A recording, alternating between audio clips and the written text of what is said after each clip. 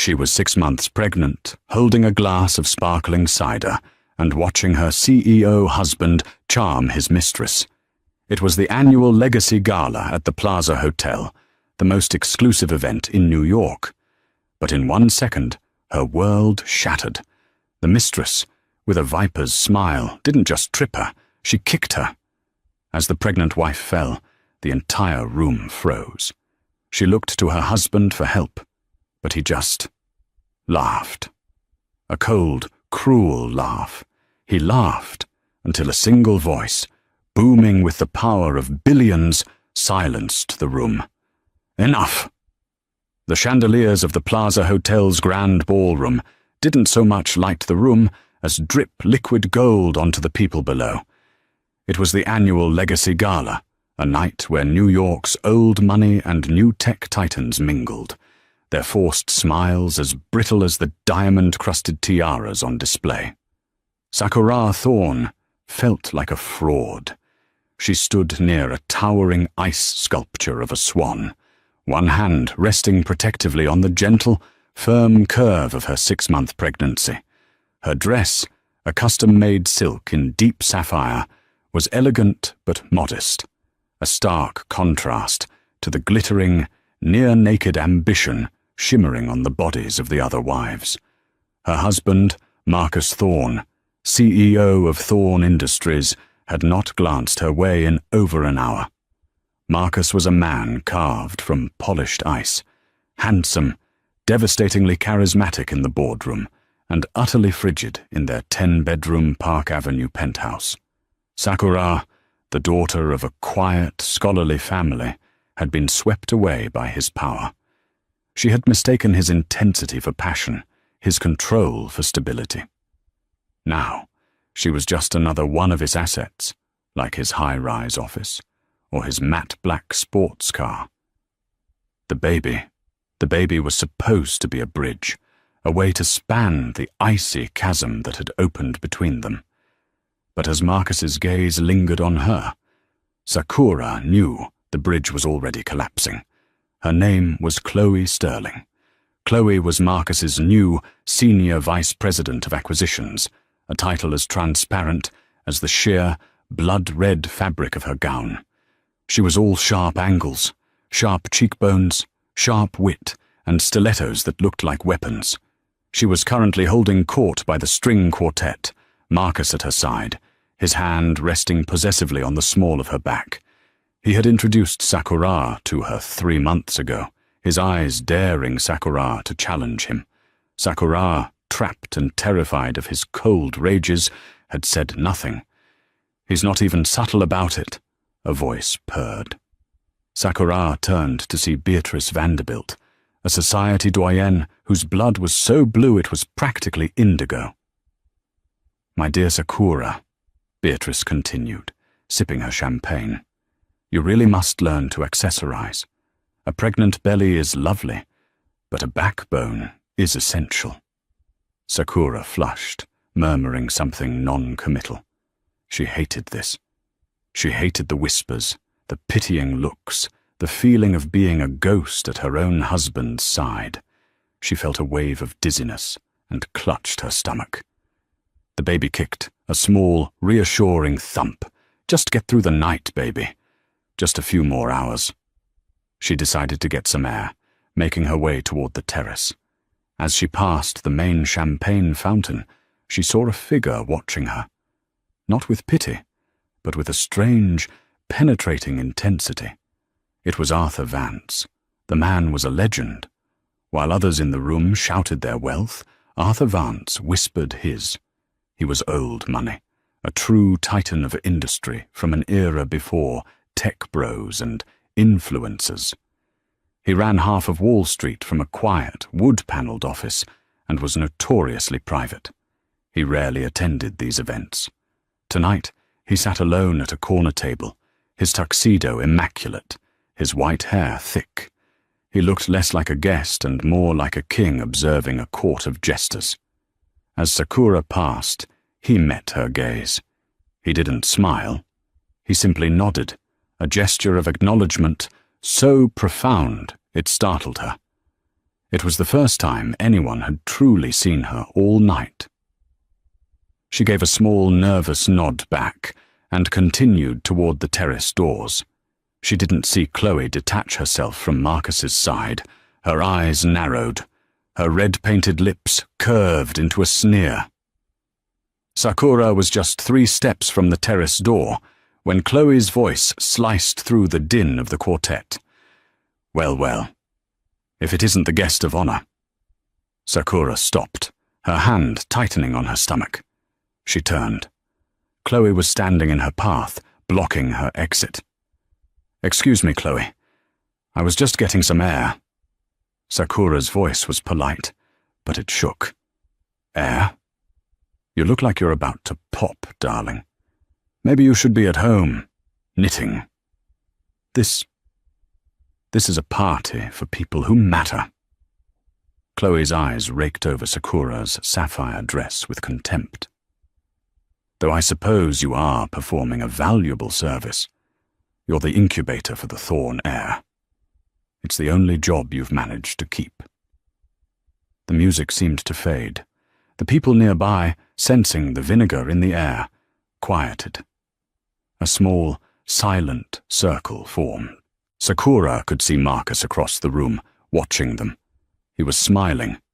He was enjoying this. "Please let me pass, Chloe," Sakura said, her voice dropping, her fear being replaced by a low, protective anger. "You're drunk." "I'm honest," Chloe hissed, stepping closer. The smell of gin and expensive perfume washed over Sakura, making her nauseous. "He doesn't love you. He doesn't even like you. You're just the wallpaper. And you're both beige." Sakura tried to step around her.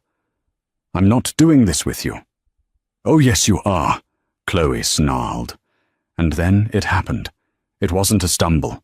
It wasn't an accident. Chloe, with calculated malice, lifted her leg. The stiletto heel of her shoe, sharp as a nail, connected with Sakura's ankle, but her leg followed through, kicking Sakura squarely in the shin and hip, deliberately aiming for her center of gravity. Sakura cried out, a sharp, terrified gasp. The kick, combined with her pregnancy-altered balance, sent her reeling. She twisted, her arms flailing, trying desperately to protect her stomach. She crashed sideways, landing hard on her hip and elbow on the unforgiving marble floor. The ballroom went utterly silent. The only sound was Sakura's ragged, painful breathing. She lay there, stunned, pain shooting up her hip, but a greater, colder fear seized her. The baby. Was the baby okay? She cradled her belly, tears welling in her eyes, her body shaking from shock. She looked up, her gaze finding Marcus instantly. He was her husband. He would help her. But Marcus Thorne didn't move. He stood frozen, his eyes wide. Then the corners of his mouth twitched. He looked at his business rivals, the Donnellys, who were watching in horror. He gave a small, dismissive shrug. And then he laughed. It wasn't a loud laugh. It was a low, cold chuckle, a sound of pure, unadulterated contempt. "Clumsy, darling," he called out, his voice carrying across the silent room. "You really must watch where you're going.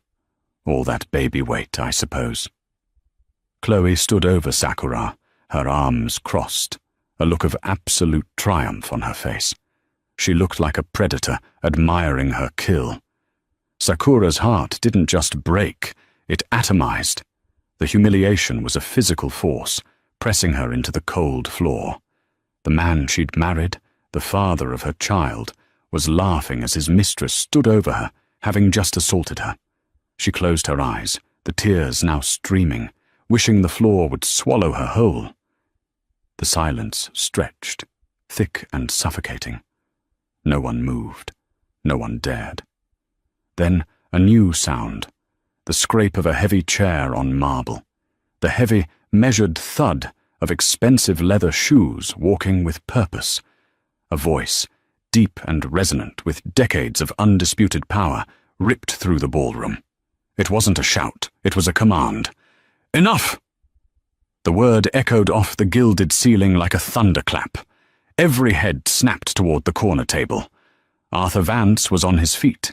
His face, usually a mask of patrician calm, was a mask of thunderous, terrifying rage. His blue eyes, normally pale, burned with an icy fire. Chloe's triumphant smirk vanished, replaced by a pale, confused frown. Marcus's laugh died in his throat, his face freezing in a grotesque mask of shock. Arthur Vance strode forward. The crowd didn't just part for him, they recoiled, as if from a physical force. He didn't stop until he was standing directly over Chloe, his 6'2" frame casting a shadow over her. He didn't look at her. He looked down at Sakura, still on the floor. His expression, so full of fury a moment before, instantly softened into one of profound concern. "My dear child," he said, his voice surprisingly gentle.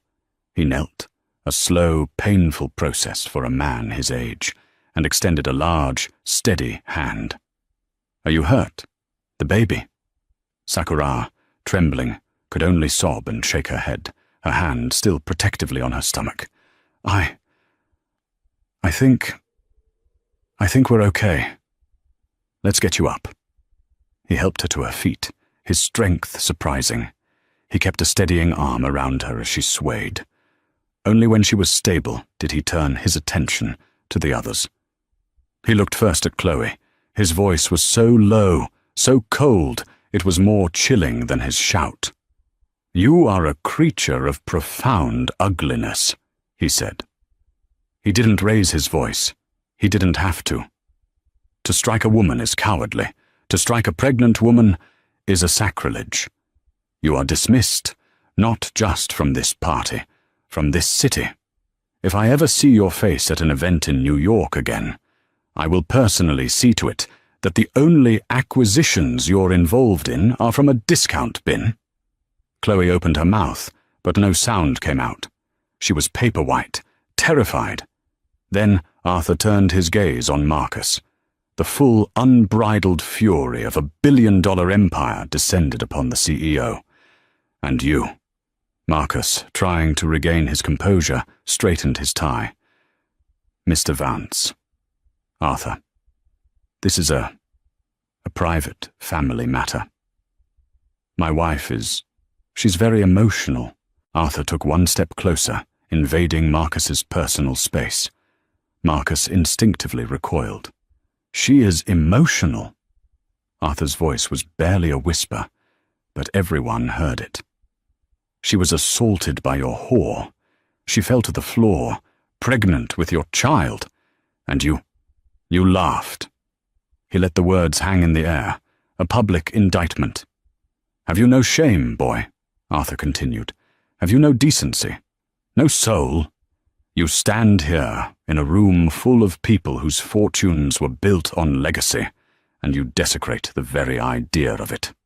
You are not a man. You are a disgrace." Marcus was beet red. His investors, his rivals, his entire world, all were watching him be dressed down like a misbehaving schoolboy. "Now see here," Marcus stammered. "You have no right." "I have every right," Arthur cut him off.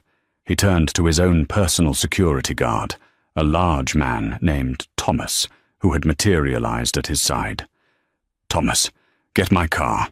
We are taking Mrs. Thorne to Lenox Hill Hospital. I want her and her child to have the best suite and a full obstetric workup. Now." "Yes, Mr. Vance." Thomas was already on his radio. Arthur put his arm back around Sakura's shoulders. "Come, my dear. You are safe now." He began to walk her toward the exit. Marcus, seeing his wife, his asset, being led away by the most powerful man in the room, finally found his voice.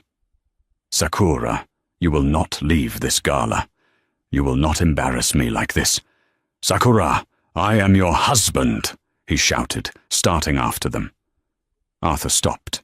He turned, his body shielding Sakura. "You will stay where you are, Mr. Thorne," Arthur commanded. "You will not follow us. You will not call her. If you so much as breathe in her direction before she is cleared by a doctor, I will mobilize my entire legal team. I will bury your company in lawsuits and audits before sunrise. Am I understood? Marcus Thorne, the shark of Wall Street, the man who terrified his board and employees, stood frozen, impotent. He stared at Arthur Vance, his face a mask of primal hatred. Arthur held his gaze for a long, silent beat. Then he turned his back on Marcus, the ultimate insult, and gently guided Sakura out of the grand ballroom, leaving behind a ruined party and a shattered CEO. The private suite at Lenox Hill Hospital was larger than Sakura's first apartment. It was quiet, save for the soft, rhythmic thump-thump-thump of the fetal heart monitor. "Well, Mrs. Thorne," said Dr. Ramirez, a kind woman with warm eyes, "you have one very active, very healthy baby in there, and one very lucky mother. Your hip will be bruised, but there is no serious damage to you or the fetus. You were smart to curl as you fell." Sakura let out a breath she felt she'd been holding since she hit the floor. "Thank you, Doctor. Thank you so much." When the doctor left, Arthur Vance, who had been waiting in the suite's adjoining sitting room, entered quietly. He had a cup of tea in his hand. "They said you could have some chamomile," he said, handing it to her. Sakura's hands were still shaking as she took it. "Mr. Vance, I don't know how to thank you. You saved me. You saved us. But I don't understand why. You barely know me." Arthur sat in the chair by her bed. The harsh anger from the gala was gone, replaced by a deep, weary sadness. He looked at her, really looked at her, and his eyes were filled with a recognition that confused her. "No, Sakura," he said softly. "I don't know you well, but I knew your mother." Sakura froze, the teacup halfway to her lips. My mother? My mother passed away when I was 12. Her name was Serafina." "I know," Arthur said, his voice thick with emotion. "Serafina Gable. She was the most wonderful woman I ever knew, and she was the love of my life." Sakura could only stare, dumbfounded. "We met in the summer of 1975, Arthur continued, a distant, fond look in his eyes. "I was a young man on Wall Street, all ambition and cheap suits. She was radiant. She was volunteering at the library. We fell impossibly in love. We were going to get married." What happened?" Sakura whispered. Arthur's face darkened.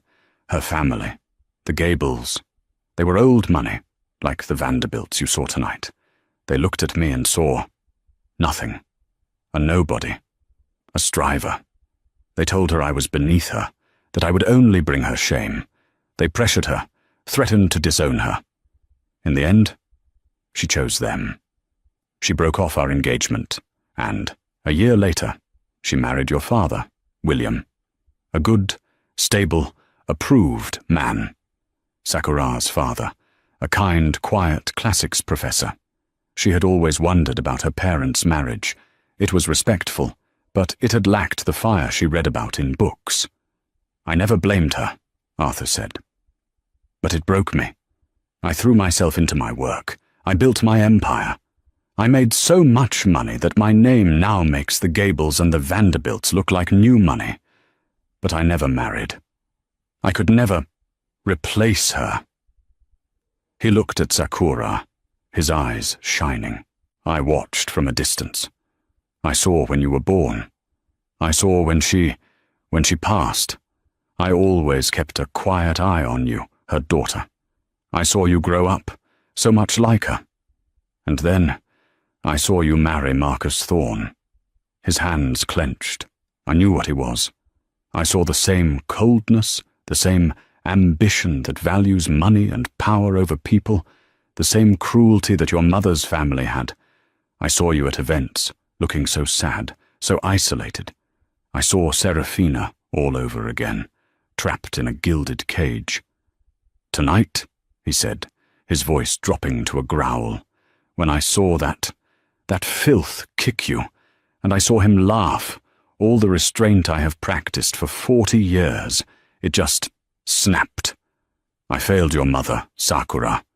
I was too weak, too poor to fight for her. I will not fail her daughter. I will not let that monster destroy you and her grandchild."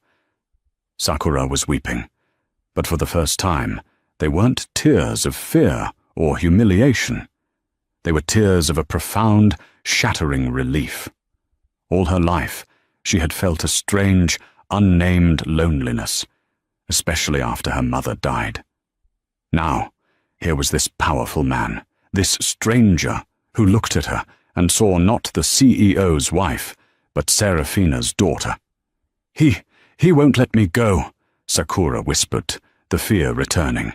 "Marcus doesn't lose. He'll take the baby. He'll ruin me. He'll say I'm unstable, that I fell."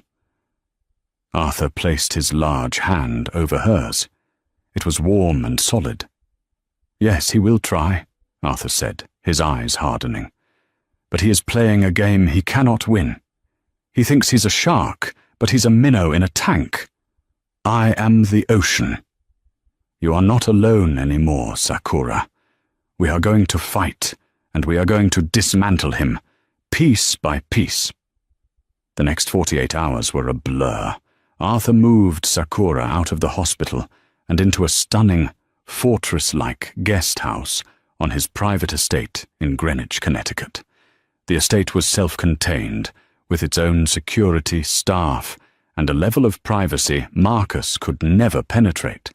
The story of the gala of shame, as the tabloids dubbed it, was everywhere. CEO laughs as pregnant wife kicked by mistress. Marcus Thorne, sociopath or just CEO. Thorne Industries stock, turn, dipped 12%. Marcus was in full damage control mode. He released a statement. "My wife's unfortunate and clumsy fall at the gala, compounded by her hormonal state, has been grossly sensationalized by opportunistic parties. Our family asks for privacy as we deal with this challenging time." He also announced, in a transparent token gesture, that Chloe Sterling's contract had been terminated. In the oak-paneled library of Arthur's estate, the war room was assembled. Sakura sat at one end of a massive 19th-century table. Arthur sat at the other. Between them was Julian Adler, the most feared and most expensive divorce and corporate malfeasance attorney in New York. He was sharp, impossibly well-dressed, and had eyes that seemed to X-ray everything. "Here's the situation," Julian said, tapping his tablet. "Marcus is predictable. He's already filed a motion to have you compelled to return to the marital home. His narrative is set. You are pregnant, hysterical, and have been unduly influenced by a business rival." "A rival?" Sakura asked. "Me," Arthur said calmly. "Thorne Industries has been trying to force a merger with one of my subsidiaries for years. He will paint this as a corporate kidnapping, and you as a pawn. It's a strong narrative," Julian admitted, "and he will file for sole custody the second your child is born, claiming postpartum mental instability. He'll use the gala fall as Exhibit A." Sakura's blood ran cold. "He would do that." "He will do that," Julian corrected. "Marcus doesn't just want to win, he wants to annihilate. A simple divorce won't be enough. He'll leave you with nothing. He will use his full financial weight to bury you in court until you have no money left to fight, and then he will take your child. So we cannot fight him on his terms." "What do we do?" Sakura asked, her voice small. "We don't fight him over the marriage. We fight him over his money," Julian said, a predatory glint in his eye. "A man like Marcus has two weaknesses, his ego and his wallet. Arthur's actions at the gala dealt a critical blow to his ego. Now, we go for the wallet." "His company?" Arthur asked. "Exactly," Julian said. He's leveraged to the hilt. He's been using the company as his personal piggy bank. He paid for Chloe's penthouse, her car, her jewelry, all disguised as consulting fees or corporate expenses. That's a start. It's a morals charge we can use in the divorce, but more importantly, it's a breach of his fiduciary duty to his shareholders. But it's not enough to ruin him. We need something bigger. Something existential. Sakura, who had been listening silently, suddenly sat forward. I think I might have something, she said. Both men looked at her. Marcus is secretive, obsessive. He has a second set of books, not for the company, for his personal projects. He calls it Project Nightingale. He thinks I don't know about it. He doesn't keep it in his home office, and he doesn't keep it at his corporate office. Where does he keep it? Julian asked, leaning in. At his tailor's, Sakura said. A private, bespoke men's club called Brioni in Midtown. He has a private fitting room, room 7. There's a hidden safe behind a framed print of the Duke of Windsor. I saw him access it once, months ago. He thought I was just browsing the fabric swatches. Julian Adler looked at Arthur Vance. A slow, wolfish grin spread across his face. Project Nightingale, Julian mused. How very poetic. Thomas, Arthur said, speaking into his phone's intercom. Get the acquisitions team ready. We're going to make a withdrawal. Getting into the safe was not a smash and grab. Arthur Vance didn't operate that way. He owned the holding company that owned the building Brioni leased. A fire inspection of the entire building was called at 3 a.m., while the inspectors, flown in from Chicago, with no connection to New York, checked the sprinklers on the main floor. Arthur's acquisitions team, 2 men who looked more like accountants than covert operatives, entered room 7. They were in and out in 4 minutes. They didn't take the ledgers. They digitally copied every single page. By 5 a.m., the files were encrypted and on Julian Adler's tablet. He, Arthur, and Sakura met in the library as the sun began to rise over the Greenwich estate. Julian's face was pale. I've been doing this for 30 years, and this is next-level sociopathy. What is it? Sakura said, her heart pounding. Project Nightingale isn't one project, Sakura, Julian said, turning the tablet to face her. It's you. He showed her the pages. It was a labyrinth of shell companies, offshore accounts, and wire transfers. It took Julian an hour to unravel it. But the conclusion was horrifying. Your father, William, didn't just leave you a small inheritance, Julian explained. He left you a trust, a substantial one. Over $30 million, which you were to inherit, free and clear on your 30th birthday, or upon the birth of your first child. My 30th birthday is in 2 months, Sakura whispered. And the baby? Exactly. Marcus knew this. He married you for it. This whole time, he has been systematically siphoning money from your trust, using a fraudulent power of attorney document he had you sign when you signed your prenup. He told you it was standard, but it gave him total control. Sakura felt sick. He's been stealing from me. Stealing is too small a word, my dear, Arthur said, his voice grim as he read over Julian's shoulder. He's been gutting you. He's funneled nearly 20 million of your money into his company, Thorn Industries, to cover massive trading losses he's been hiding from the board. He's been using your inheritance to prop up his failing business. And to pay Chloe, Julian added, pointing to a line item. A consulting fee of $2 million paid to an LLC in the Caymans. The LLC is owned by one Chloe Sterling. He was paying his mistress with your inheritance. Sakura put her head in her hands, a low moan escaping her lips. It was all a lie, the entire marriage. But it gets worse, Julian said, his voice hardening. This is the nightingale part. Look at this." He pointed to a final set of entries. They were payments, scheduled for the week after her due date. Payments to a private psychiatric facility in upstate New York, and to a Dr. Alistair Finch. "We ran a check on Dr. Finch," Julian said. "He lost his license in 3 states. He specializes in expert testimony for a price." Sakura looked up, her eyes wide with uncomprehending horror. What does this mean?" "It means," Arthur said, his voice shaking with rage, "that his plan was never just to divorce you. His plan was to let you have the baby. Then he would use Dr. Finch to have you declared mentally unstable. Postpartum psychosis. He'd use the gala fall and your hysteria as proof. He was going to have you institutionalized, Sakura, indefinitely." Sakura's breath hitched. That way, Julian concluded, he would have sole, uncontested custody of the child, and, as your legal guardian, total and permanent control of the remaining $10 million in your trust. He wasn't just divorcing you, he was going to erase you.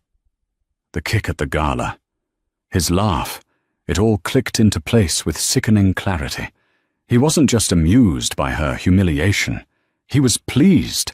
It was playing right into his script. Chloe's public assault was a gift to him, providing the public proof he needed that his wife was unstable. Sakura was silent for a full minute. The 2 men watched her. They expected tears. They expected a breakdown. Instead, Sakura Thorne lifted her head. The terror was gone. The sadness was gone. Her eyes, so like her mother's, were now as hard and cold as the marble floor she had fallen on. "Mr. Adler," she said, her voice devoid of any tremor. "You said we needed to hit his wallet and his ego." "Yes," Julian said. "That's not enough," Sakura said. "I don't want his company. I don't want his money. I want him in prison. And I want to be the one to put him there. I want to dismantle him." Arthur Vance looked at the woman before him. The timid girl was gone. In her place sat Seraphina's daughter, a queen. "Julian," Arthur said, a slow, proud smile spreading across his face, "cancel the divorce proceedings. Call the SEC, call the district attorney's office, and book the largest conference room you can find. It's time for the Thorne Industries shareholders to meet the real Mrs. Thorne." The Thorne Industries annual shareholders meeting was held in a massive, sterile auditorium at the New York Hilton. The mood was already tense. The stock was in free fall, and the gala of shame story was refusing to die. Marcus Thorne stood on the stage, a picture of corporate polish. His suit was perfect, his hair was perfect, his smile was practiced.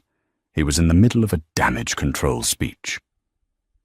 "And I want to assure our investors that the scurrilous rumors circulating in the press are just that. Rumors. My family is strong, our company is strong, and our third-quarter projections are—" The heavy oak doors at the back of the auditorium slammed open. Every head turned. Sakura Thorne walked in. She was not the trembling, sapphire-clad victim from the gala. She was dressed in a razor-sharp, custom-tailored black pantsuit that accommodated her pregnancy with an air of pure power. Her hair was pulled back in a severe, elegant chignon. On one side of her was Arthur Vance, looking like a lion guarding his pride. On the other was Julian Adler, carrying a thick briefcase. They were flanked by 2 of Arthur's security team and 2 uniformed NYPD officers. Marcus stopped mid-sentence, his blood drained from his face. "Sakura, what is the meaning of this? This is a private meeting. Security, remove these people." "They're with me." The voice came from the front row. A woman stood up. It was Eleanor Hayes, the largest single shareholder on the board. I believe Mrs. Thorne has a presentation she'd like to make regarding the company's creative accounting, Eleanor said, her voice dripping ice. Julian Adler had, of course, given the board a preview an hour earlier. "This is an outrage," Marcus sputtered. "You're damned right it is," Sakura said. Her voice, amplified by the microphone Julian handed her, was strong and clear. She began walking down the central aisle, her heels clicking like a metronome of doom. "Good morning, everyone," Sakura said, addressing the shocked shareholders. "My name is Sakura Thorne. My husband was just talking about strong projections. I'm here to talk about Project Nightingale." On the massive screen behind Marcus, where his Q3 projections had been, a new image appeared, the first page of the secret ledger. "My husband, the CEO you've entrusted with your money, has been busy," Sakura continued, her voice ringing with cold fury. "He's been covering millions in trading losses by embezzling. Specifically, by embezzling over $20 million from my private trust fund." Gasps erupted. The press, whom Julian had invited, began flashing photos. "He used this stolen money, my money, to illegally inflate this company's value," Sakura said, as Julian's team began handing out packets of the evidence to the board. "And where did the rest go? Well, $2 million went to his mistress, Chloe Sterling, disguised as a consulting fee. I believe you all saw her at the gala. She was the one who kicked me." The room was in chaos. Shareholders were shouting.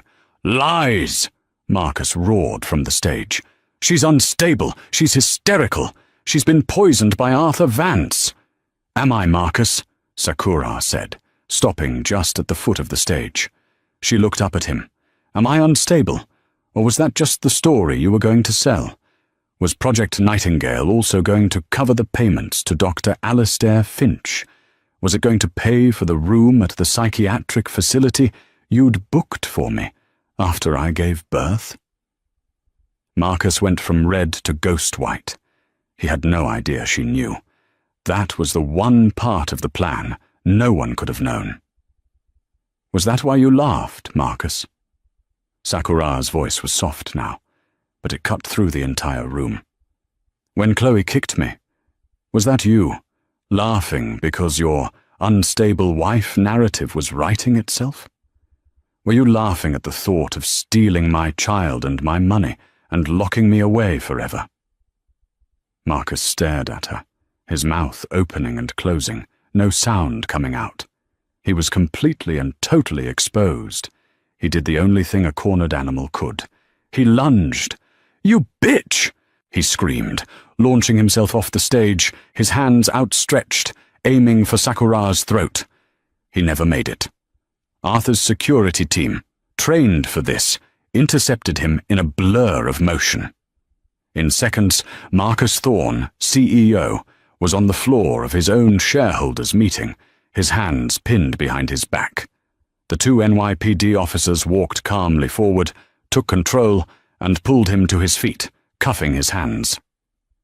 "Marcus Thorne," one of the officers said, "you are under arrest for embezzlement, wire fraud, and conspiracy to commit false imprisonment."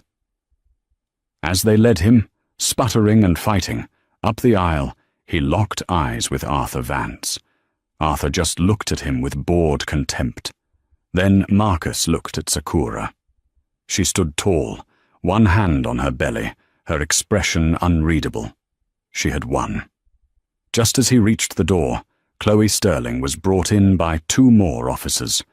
She had been detained at JFK, trying to board a one-way flight to Dubai. She saw Marcus, her face crumpled. "Marcus, you were supposed to protect me." Marcus just glared at her. "You ruined everything." The doors slammed shut, leaving the auditorium in stunned silence. Sakura Thorne turned to the board. "My apologies for the interruption. Now let's talk about restructuring this company. The air in the New York Hilton's main auditorium was thick with a toxic mix of fear and aggression. It was the annual Thorn Industries shareholders' meeting, and the room was packed. This wasn't the usual dry, procedural gathering.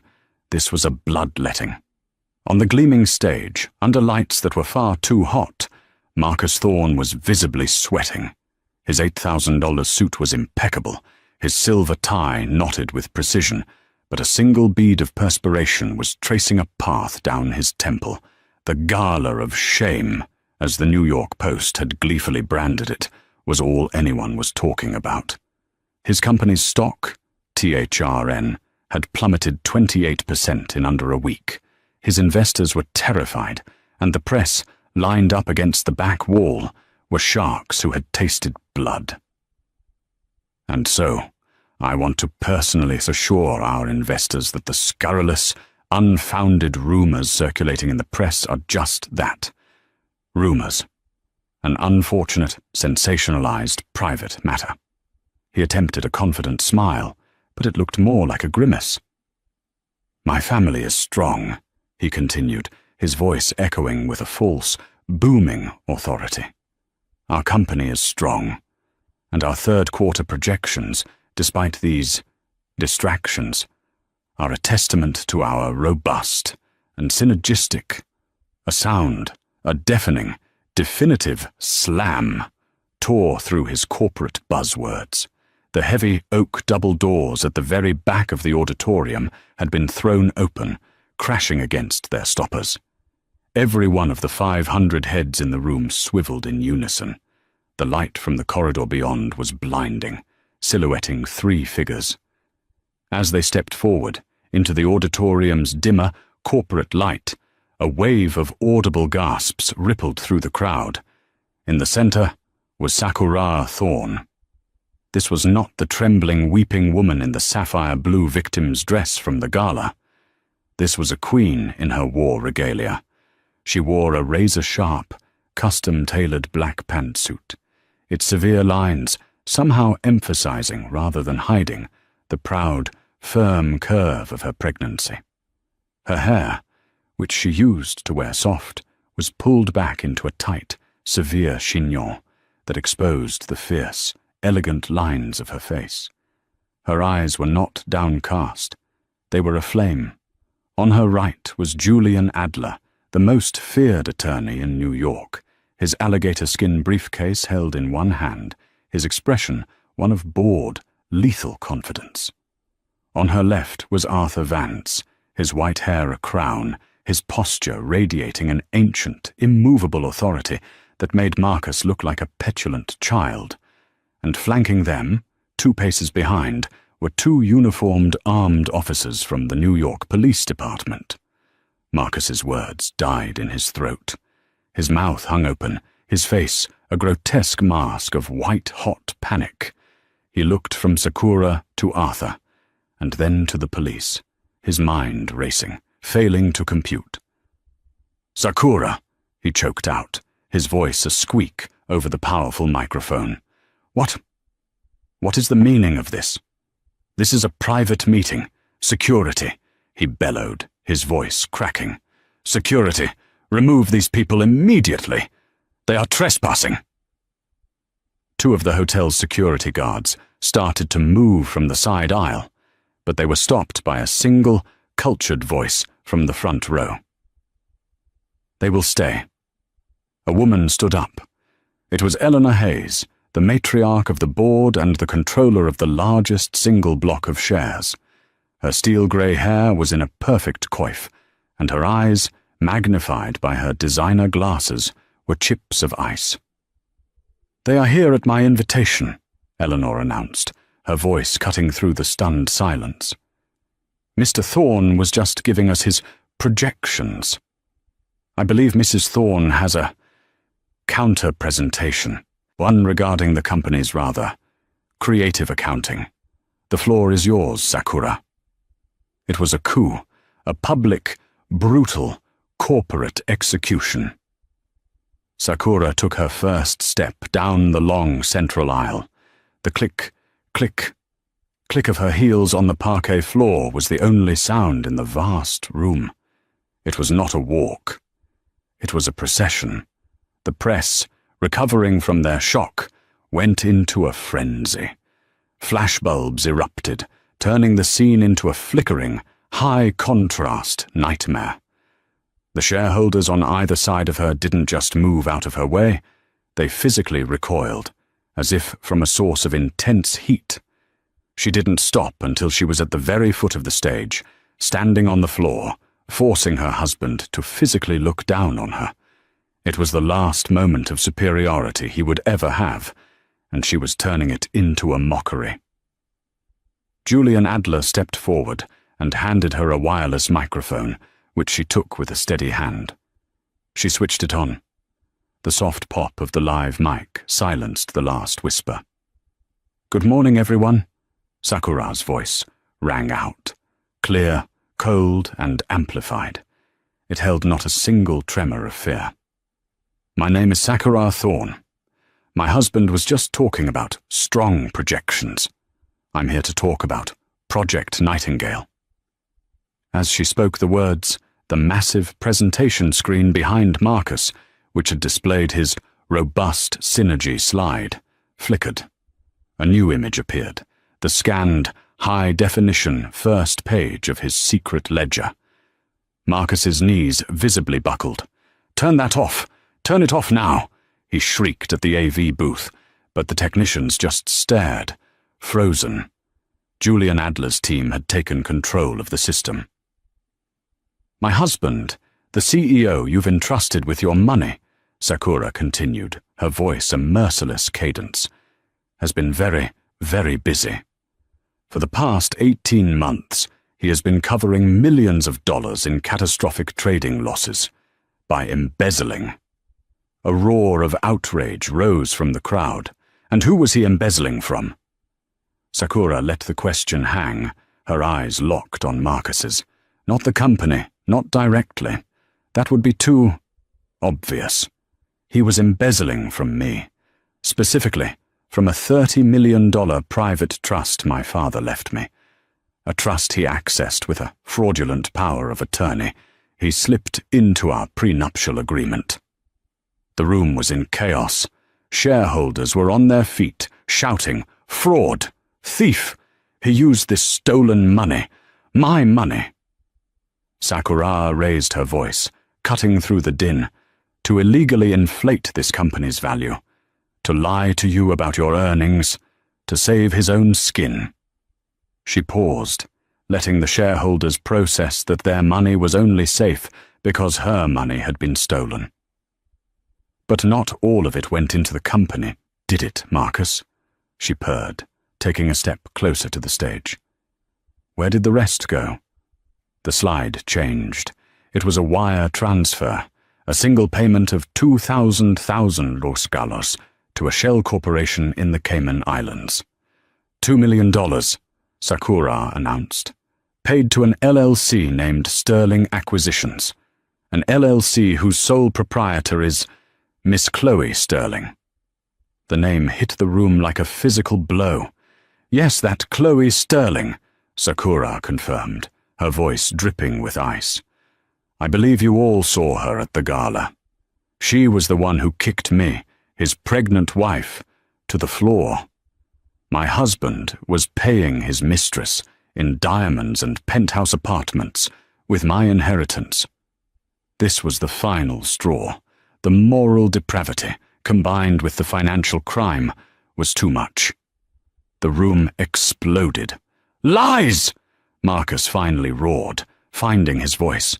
He was backed into a corner, his face purple with rage. "Slander! She's unstable! She's hysterical!" He turned his appeal to the board, to the investors he had charmed for years. "You can't believe this. She's a scorned woman. She's pregnant. Hormonal. She doesn't know what she's saying." He pointed a shaking finger at Arthur Vance, who was watching the proceedings with the calm disinterest of a man watching an insect die. "This is him!" Marcus screamed. "This is Arthur Vance, our rival. He has poisoned her mind. This isn't an audit. This is a hostile corporate takeover, and he's using my sick, unbalanced wife to do it. Tell them, Sakura. Tell them how he's been keeping you. Tell them how he's manipulated you." He was panting, his eyes wild. He thought he had found a narrative. The frail, pregnant woman, brainwashed by a corporate shark. Sakura waited patiently for his tirade to finish. The room, once again, fell silent, the investors caught between two competing, terrifying narratives. "Am I unstable, Marcus?" Sakura's voice dropped, becoming dangerously, terrifyingly quiet. It was the voice of the executioner. "Am I sick?" She looked away from him, addressing the crowd again. "He's right about one thing. He did have a plan for my instability. It was the rest of Project Nightingale." The slide changed again. This time, it wasn't a ledger. It was a series of invoices. One from a private, high-security psychiatric facility upstate. The other, an itemized retainer from a man named Dr. Alistair Finch. "Was that the story you were going to sell, Marcus?" Sakura said, her voice shaking now. Not with fear, but with pure, distilled rage. Was Project Nightingale also going to cover the payments to Dr. Finch? A man who lost his medical license in 3 states for falsifying diagnoses. She took another step, her hand resting on her stomach. "Tell them, Marcus. Tell them about the private room you had already booked for me, the one you intended to check me into the week after I gave birth. Tell them how you were going to use Dr. Finch to have me declared mentally incompetent with severe postpartum psychosis. Tell them how you planned to institutionalize me." The room was so quiet, the air itself seemed to have been sucked out. The shareholders, the press, even the police. They were paralyzed. This went beyond white-collar crime. This was evil. "Was that why you laughed, Marcus?" Sakura whispered, the microphone catching the terrible intimacy of the question. "When Chloe kicked me, and I fell. Was that you, laughing because your unstable wife narrative was writing itself? Were you laughing at the thought of stealing my child, stealing my money and locking me in a padded room forever?" Marcus Thorne stared at her. His face had gone from purple to a waxy, translucent white. He wasn't just caught. He wasn't just ruined. He was known. Every dark, secret, sociopathic corner of his soul was laid bare, projected onto a 40-foot screen for the entire world to see. He did the only thing a cornered animal could do. He broke. "You bitch!" His roar was primal. He launched himself off the stage. His mind snapped, his one and only impulse to silence her, to get his hands on her throat. He didn't even see the men moving. He never made it. Arthur's security team, trained for this exact brand of entitled, violent man losing control, intercepted him in a blur of grey suits. They didn't tackle him. They enveloped him. In seconds, Marcus Thorne, CEO, was on the floor of his own shareholders' meeting, on the corporate blue carpet, his face pressed into the fibers as he writhed and spat. "Get off me! Do you know who I am? I'll kill her! I'll kill you all!" The 2 NYPD officers walked calmly forward, their expressions bored. They took control of the situation, pulling Marcus to his feet by his arms. "Mr. Thorne," one of the officers said, his voice flat as he produced a pair of handcuffs. The soft click-click-click of the cuffs ratcheting shut was caught by Sakura's live microphone. "Marcus Thorne," the officer recited, "you are under arrest for embezzlement, wire fraud, grand larceny, and conspiracy to commit false imprisonment. You have the right to remain silent." As they began to drag the sputtering, weeping CEO up the aisle, the main auditorium doors opened again. 2 more officers entered, and between them, looking small and pathetic, was Chloe Sterling. She was wearing a rumpled tracksuit, her wrists also in cuffs. She'd been apprehended at JFK, trying to board a one-way flight to Dubai. Her eyes, wide and terrified, found Marcus as he was being hauled out. "Marcus!" she shrieked, her voice a desperate wail. "Marcus, you promised. You said you'd protect me. Tell them." Marcus, his face a mask of primal hatred, stopped and looked at her. He had lost his company, his freedom, his wife, and his child, and he focused all of that venom on her. "You!" he spat, his voice a low hiss. "You stupid cow! You ruined everything!" The officers dragged them both out, one through the front, one through the back. The doors slammed shut. And there was silence. The press, the board, the investors, they just stared at Sakura. She stood for a long, silent beat, her hand still on her belly. She let out a single, shuddering breath. She looked to the front row, at Arthur. He didn't smile. He simply gave one, single, profound nod. "It is done. Seraphina's daughter is safe."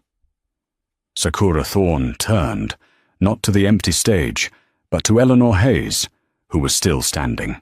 Her voice, when it came, was no longer the voice of a victim or a warrior. It was the voice of a chairwoman.